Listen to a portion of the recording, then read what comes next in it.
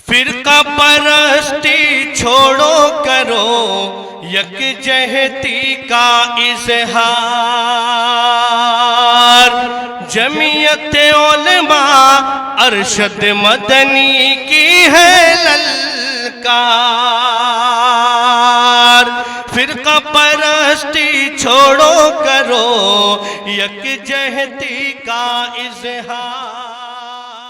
में मैं आज के इस प्रोग्राम के सरपरस्ते आला हज़रत मौलाना अल्लामा मोहम्मद उमर साहब कासिमी दामत बरकातुहुम से दरख्वास्त करता हूँ कि हज़रत तशरीफ़ लाएँ और अपने सदारती खिताब और दुआ से हम तमाम लोगों को महसूस हो। आवाज़ है दोनों की सी एक फ़ज़ा में, आवाज़ है दोनों की सी एक फ़ज़ा में, मुल्ला की अज़ां और मुजाहिद की अज़ां।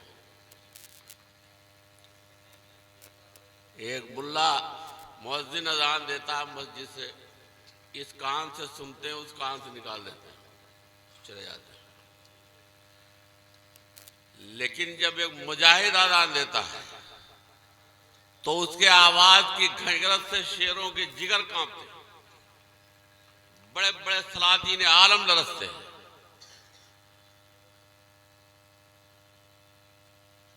मगर अफसोस इसका है कि हम आबा औलाद तो उन्हीं बुजुर्गों की है, मगर आज हमारा हाल ये है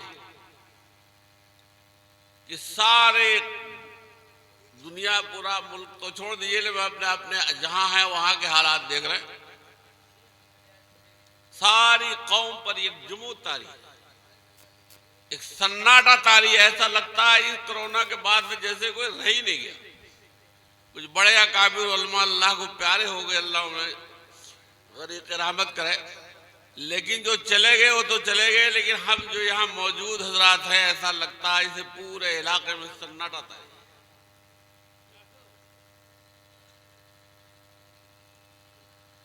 अल्लाह का शुक्र है कि इन नौजवान मुजाहिद लड़कों ने अपनी जिंदा दिली का एक सबूत पेश किया।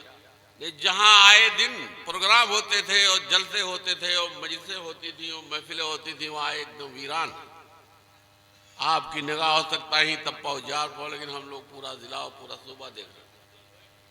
हर जगह एक सन्नाटा तारी है, एक जुमूद तारी है। ऐसा लगता है जैसे सब हवास बागता हूं, इनको कोई दम दरूद इनमें किसी में नहीं रहेगी।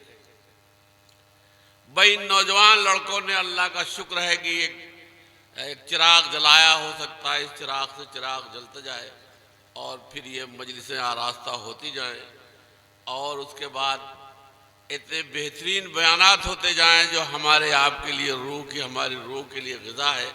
हो सकता है हमारी नस्लें कुछ सुधर जाएं। मैं आपको हक़ाइक़ से मुताल्लिक़ बताता हूँ। वो भी साल डेढ़ साल पहले की बात है, जमीयतुलमा में पूरे ज़िले से हम लोग पास रिपोर्टें आती रहीं, दरख्वास्तें आती रहीं। 6-7 महीने के अंदर जो है, मेरा ख्याल है 3 महीने के अंदर, 3 महीने के अंदर हम लोगों को जो रिपोर्टें मिली, 17 लड़कियां ऐसी मिली जो अपने घरों से भाग गई। और उनमें अक्सर वो लड़कियां थी जो कॉलेजों में पढ़ती थी, और उसमें आधे से ज्यादा गैर मुस्लिमों के साथ चली गई।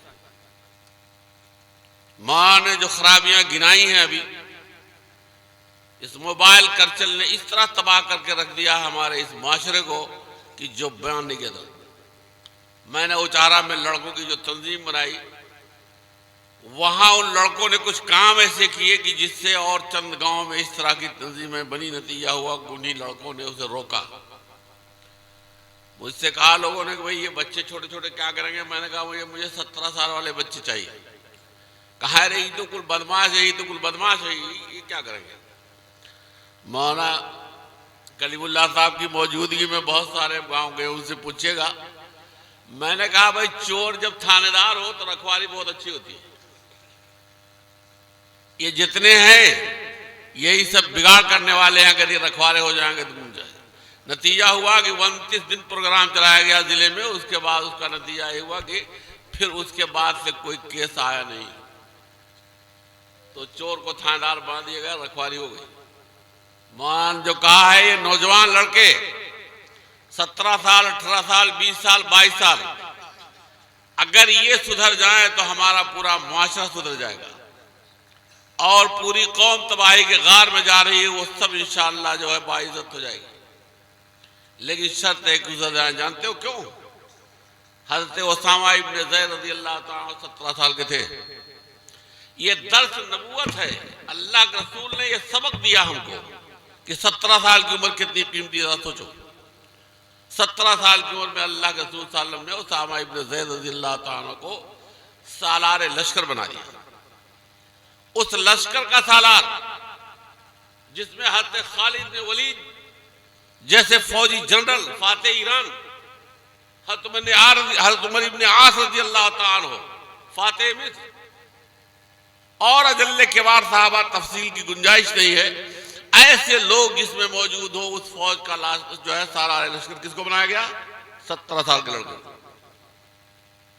क्यों? ये सबक देना था नबूवत को। जैसे हर चीज में दर्स दिया आपने, हर चीज में जो है आपने रहनुमाई फरमाई उम्मत की, वैसे आपने इसमें भी रहनुमाई फरमाई और कहा गया कि ये 17 साल के लड़के, या ये उम्र इतनी कीमती है जो किसी कौम की तामीर के अंदर खिश्त अव्वल है। अगर ये नस्ल बिगड़ गई तो पूरी कौम तबाह हो गई, और अगर ये सुधर गई तो पूरी कौम इंशाअल्लाह जो है वो खालिद इब्न वलीद तो उसामा इब्न ज़ैद नहीं तो सुल्तान टीपू तो बनी जाएगी। मोहम्मद इब्न कासिम रहमतुल्लाह अलैह जो जिन्होंने हिंदुस्तान पे हमला किया, उनके बारे में ये सुना जा रहा है कि 18 साल 17 साल ऐसी उम्र उनकी थी।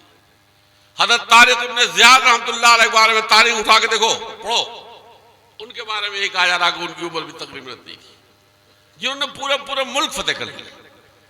तो मैं सिर्फ ये कह रहा था कि आप नौजवान लड़कों ने ये इब्तिदा की है, और मुझको इतनी खुशी है कि इन लड़कों ने इब्तिदा कर दी कि कम से कम जमूद तो टूटा इस जिले का।